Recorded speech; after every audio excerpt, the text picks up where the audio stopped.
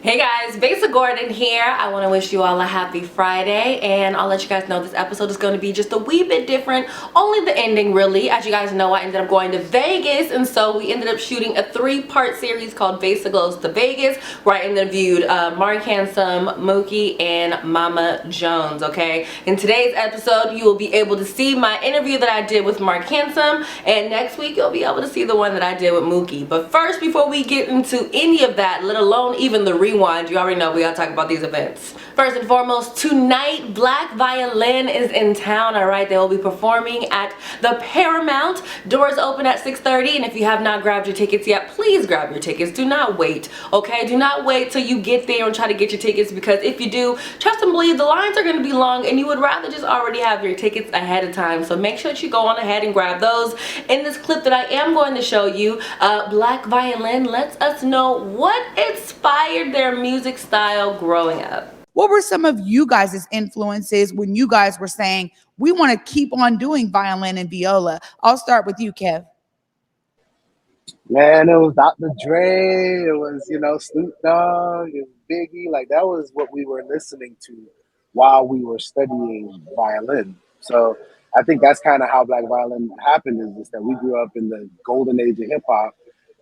But at the same time, every day, second period, we were playing scales, arpeggios, Mozart, Beethoven, Bach, And so for us, we were just able to blend it together in this awesome way, because we were influenced by all of these people, with Brahms and Tchaikovsky, and then we also listening to Busta and Missy and Timbaland. So, Big Pimpin', all of that. So for us, it was just like, that's how I think it came together, because of when we grew up and just sort of what we were taking in while we were learning how to play this.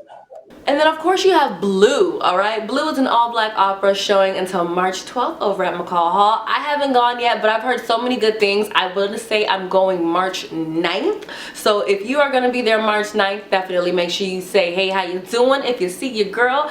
Otherwise, if you haven't grabbed your tickets, grab your tickets, alright? This play is literally all black, okay? Not even play, excuse me. This opera is an all-black opera. Even the people behind the scenes are black. In this extra little clip that I'm going to show you real quick, Joshua actually talks about a little bit more of the characters that you are able to see within this opera that makes it so relatable.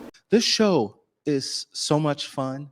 You see the love, you see the excitement, you see girlfriends together hanging out. You see what black women do together. You see what black men at a bar hang out and do with each other and talk and watch sports. But then you also get to see what families do. Like, at the end, you get to see about like our foods and about, like the kind of our traditions that we have as black families. But then you also get to see the trauma that we get to go through. So you get to see everything. This is not just about, police shooting and killing black people. Right. Yes, that's a part of the story, but this is about black lives and how we matter and how our stories matter and how much love is you going to see on that stage. So, I mean, it's something that you just can't miss. Now, in other event news, the homie DJ Yachty is going to be at Q Nightclub tomorrow night. I haven't been to Q Nightclub in a minute, so I'm definitely thinking about pulling up there. Now, on March 11th, we have Corday, who is going to be at the Showbox, and on March 25th and 26th, yes, this one is doing a 2-nighter, you guys.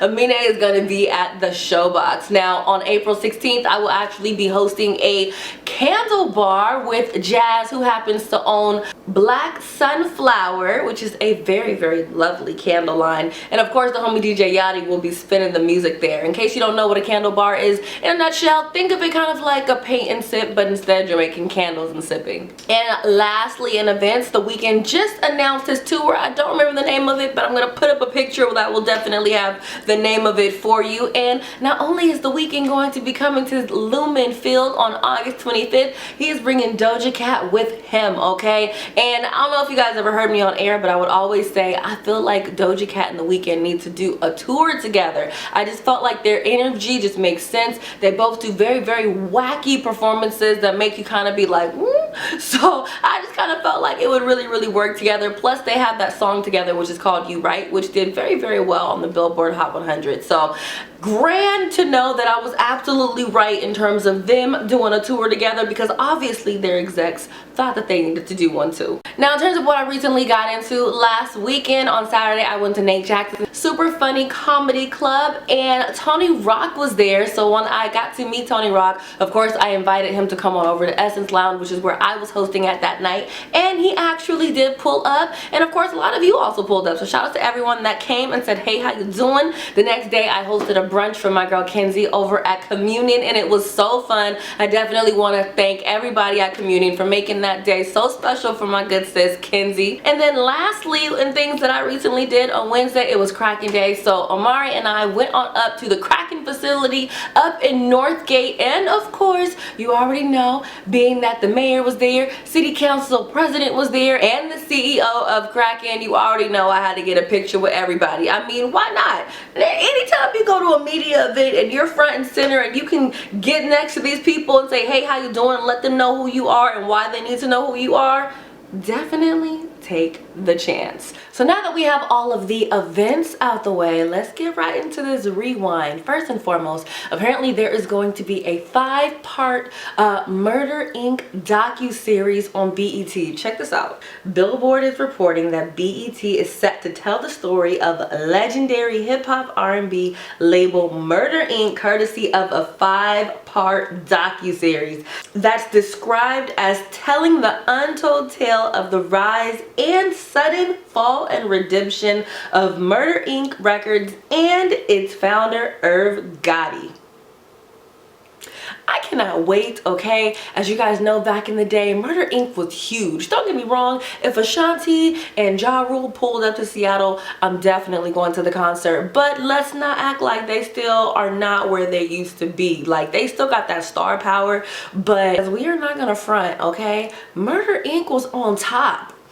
And then something happened. I don't necessarily know what happened. I can't remember what happened. I wasn't like crazy young, but I just think I wasn't really into hip hop like that to necessarily do the research and figure out what's going on with everybody. But something definitely happened to where they were really at such a high, then all of a sudden they just disappeared. So definitely can't wait till this drops. According to Billboard, this docu-series will hit BET sometime this summer. In other news, Russell Wilson and Ciara, I'm not necessarily sure if they were on the Tonight Show or what, but either way, they were asked a question about how there's a rumor that Russell Wilson apparently spends $1 million a year on his body upkeep, and he said it's true. Check this out. I think you told Bill Simmons on an interview that you spend $1 million a year on your body. Is that true? Yeah, it's a process. It's a lifestyle. I think that when you're trying to play, as long as I'm trying to play to 45. 45. That's 12 more years. 12 more years. Yeah. So for me, the mentality, the focus level, everything that you have to do, it has to be surrounded around that. So it's been an amazing journey for me so far. The first. And Ciara, do you find that annoying? No. No, you don't. No, listen, I'm in it with him. Like You guys like. Now, hallelujah to Ciara being like, oh, I'm totally here for it. I'm right there with him, which means she also has her $1 million treatments. Now, here's the thing. I'm not so surprised that he's paying $1 million a year for his body. I'm more intrigued to know what these services are. Like, are these just spa days? Are these like, you know, random surgeries? Are these like what is going on to make it to where your tab ends up being $1 million? You know what I'm saying? If I could find a list of some of the things that he apparently or at least allegedly gets done, I'll definitely put the screenshot in here. But otherwise, I just want to know what is on that $1 million list. And then the fact that our good sis Ciara has a $1 million list also, I mean, let's not front, both of them have amazing skin, so it makes sense. But again, would love to know what is on this damn $1 million list. Essence 22 has officially dropped its lineup. Looks like we're going to have Nicki Minaj, Jasmine Sullivan, Summer Walker, Kevin Hart, Janet Jackson, and more. I've personally never been to Essence Festival, so maybe this will be the year that I end up going. Hit me up on IG at Besa Goes and let me know if you are pulling up to Essence Fest this year. Saweetie ended up taking home Billboard's 2022 Game Changer Award. I've never actually heard of this award before. Like, I don't know if this is new. I don't know if they just don't necessarily talk about it. And I also don't know if the only reason why I'm potentially hearing about it is because some people don't feel that Saweetie deserved that award. A lot of people do feel that Saweetie doesn't necessarily deserve an award like this simply because they don't really feel that she can really rap. They feel that her music is a little bit mediocre and she really just gets by on her looks. You never know. One thing I do know is that Saweetie started doing all those, Saweetie wasn't really doing TikToks per se, but she was doing reels before people really started getting creative with their reels. And I definitely think that made some artists and other influencers step their game up a little bit. But when it comes to music, I don't know about all that, but she definitely did change the game in some spots. Just not so sure if it was musically. Alright, you guys, that is it for this week's Rewind. So we are going to jump right into Besa Goes to Vegas. In this episode, episode 1, it's honestly only about 2, maybe 3 minutes. Reason being, the episode actually focuses on my interview that I did with Marc Handsome. And as you guys know, I already did an interview with him while he was here in Seattle, but it still made sense for me to do another one with him while I was in Vegas at his music video release party. So stay tuned for our full interview that we did while he was here in Seattle. I took him to iHeart, we went to Pike Place, and then of course we ended right here over at Converge Media. So that one's going to drop, and that particular interview was actually about 30 minutes. So we're going to definitely get to know Marc Handsome in a couple weeks. But first, we're going to check out episode 1 of Besa Goes to Vegas, where I link up with Marc Handsome at his music video release party, and of course I ask him how he feels about it and what's happening next. We are literally on our way back from Vegas. We had an amazing trip. Got some good interviews coming up for you guys, so definitely stay locked for that. Look like water on my island. Long way from running from the siren. I been hella fly, I'm a pilot. I get what I want if I like it. Like it, yeah. If I like it. If I like it, yeah. If I like it. What's up? Converge Media in the building. You know what I'm saying? Yeah. I want it and I like it, I'ma get there, yeah. Stun all up on you with a big bag, yeah. Hey guys, Besa Gordon here. I am literally live in Vegas with the homie Marc Handsome, and guess what? He officially dropped his music video for If I Like It featuring Jim Jones, who we actually got to see today on FaceTime. So let me ask you, because I saw the way you looked when the video played. How you feel now that it's out? Oh man, at this moment, everything is litty, you know what I'm saying? Yeah, my boy came through and stamped me, Jim Jones. The director, Will C, gave me a movie. So I'm definitely excited and ready to get to the next part of the program, you know what I'm saying? So tell me this, obviously I know that you don't live in Vegas, but others might not know that you don't live in Vegas. So while you're down here, what are you gonna get into tomorrow? Like, what is next for Marc Handsome? Yes, I am being nosy.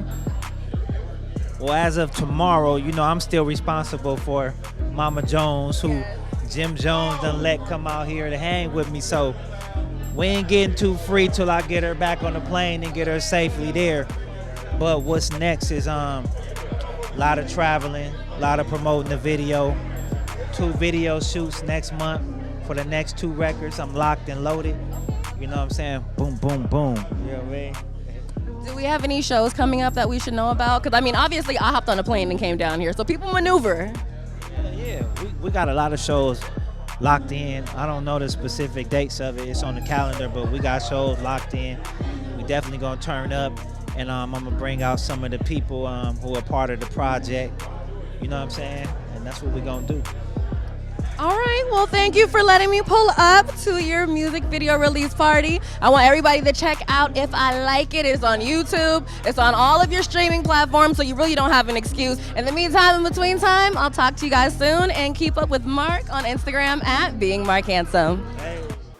All right, that is it for this week's Rewind, and of course, Besa Goes to Vegas, episode 1. I have another episode next week dropping with the homie Mooky. Of course, he actually just dropped a project recently, and if I'm not mistaken, he's supposed to be in Tacoma tomorrow, so we'll see what's going on with that. Either way, you guys, I hope that you have an amazing rest of your weekend, and of course, hit me up on social media at Besa Gordon if there's ever anyone that you think I should know about. That way I can do a quick interview and let everybody else know about them too.